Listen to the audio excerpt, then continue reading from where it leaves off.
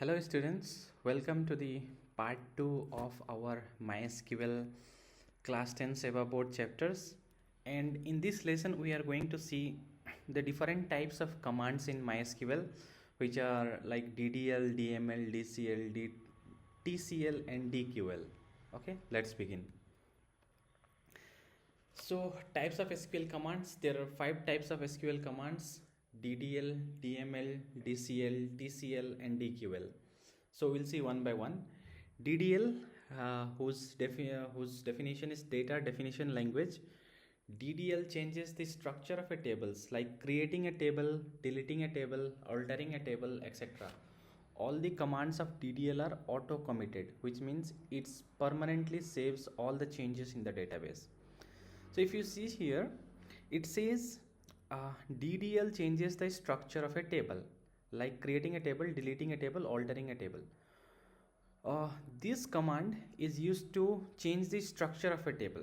Now in this case, if you see create, whenever you are creating a table, then you decide, right, how many columns should be there, like whether it is 5, whether it is 10. So that this command is used to change the structure of a table. Similarly for alter, whenever you are altering a table, you can add a column, or you can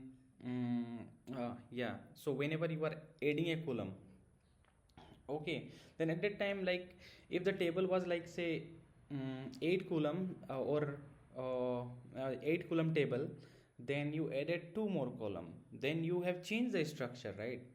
So that is the thing that it is telling. Or whenever you are dropping a table, then you are deleting it from the table, so it from the database, so it is altering the structure of a table. So any type of SQL command that changes the structure of a tables, like creating table, deleting a table, altering a table, these kind of things are called the data definition language. All the commands of DDL are auto committed, which means it permanently save all the changes in the database. So once you do the create, you cannot go back to its previous position.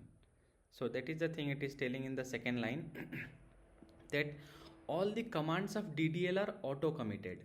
That means it will be committed automatically in your database, and these changes are permanent. You cannot go to the previous state. Okay, so this is a definition of DDL. Now let's move to data manipulation language. The name itself specify manipulation. That means something is modifying. DML commands are used to modify the database. It is responsible for all forms of changes in the database. The command of DML is not auto committed, which means it can't permanently save all the changes in the database. Changes can be rollback. Now you need to remember here two things. One is data manipulation language means it is used to modify the database, and then another thing is it is not auto committed. Like in our DDL we have seen the changes are auto committed, okay, but here in this case it is not auto committed. It can't permanently change all the changes, and you can roll back. That means you can go to the previous position. Okay, and some of the examples are like you are inserting something into the database, you are updating the database, or you are deleting the database. These are the commands under the DML. Okay, DCL, data control language. DCL commands are used to grant and take back authority from any database user. Commands under DCL are grant and revoke. So it is kind of like permission, you can imagine. Like it is used to grant means to give, revoke means to take. Okay, so these kind of commands falls under the DCL or the data control language. Transactional control language. Transactional commands can only be used with DML commands like insert, delete and update only. These operations are automatically committed in the database. That's why they cannot be used while creating the tables or dropping them.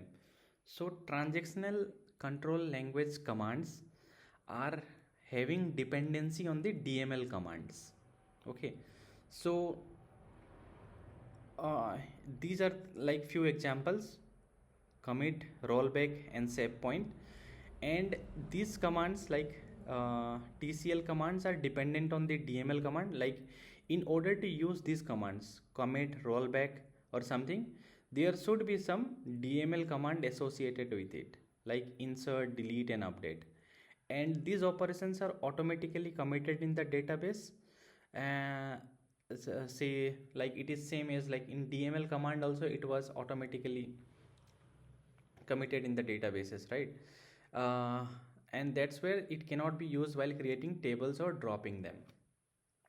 Okay, so that is the thing. And we have data query language. DQL is used to fetch the data from the database. So you have created the database, you have inserted some value in the database, okay, you have modified few column in the database, but at the end you wanted to see or you wanted to fetch the data from the database, and those kind of commands falls under the DQL. Okay, and few examples are select, show and help. Okay, so these were the five different types of languages supported in MySQL. I hope you like this session, and we will continue this in our next session. Thank you. Thank you so much for your patience listening. We will meet up in the next classes.